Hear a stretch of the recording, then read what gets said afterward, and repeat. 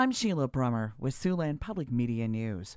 One of the co-founders of Sioux City's chapter of March for Our Lives says the deadly shooting at an elementary school in Texas is sadly not shocking. Nobody's jaws really dropped, it's really alarming, and it's scary to see how it's all playing out. Activist Dominique Eastman, a soon-to-be graduate of East High School, started the local organization 4 years ago. Eastman mirrored comments made by Sioux City Superintendent of Schools Paul Gosman.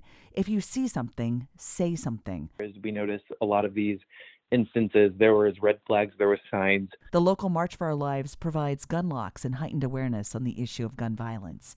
This November, Iowa voters will decide whether or not to add a pro-gun amendment to the state constitution. Tim Hagel, a professor of political science at the University of Iowa, says if the amendment does not pass, it will not have a big effect because Iowans are still given the right under the Second Amendment of the U.S. Constitution.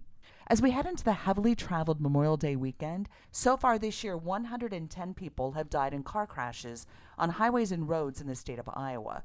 That number is the highest in the last 5 years. Officials with the Iowa State Patrol urge people to drive the speed limit, wear a seatbelt, and drink responsibly. Of all the deaths, almost half were not wearing a seatbelt. Around 30% involved a driver impaired by drugs and alcohol.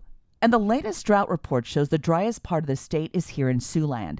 About 2% of Iowa is considered severely dry and covers the counties of Woodbury, Plymouth, and Monona. The rest of the state has been slowly improving since March. La Nina conditions are expected to persist throughout the summer months and lead to another expansion of drought in the state. La Nina conditions mean that temperatures along the equator and the Pacific Ocean are above average. Meanwhile, the National Weather Service says several rounds of severe weather could happen throughout the holiday weekend, with the greatest threats in the evening and overnight hours. For Siouxland Public Media News, I'm Sheila Brummer. Listen for our next newscast at 4:04 right before All Things Considered.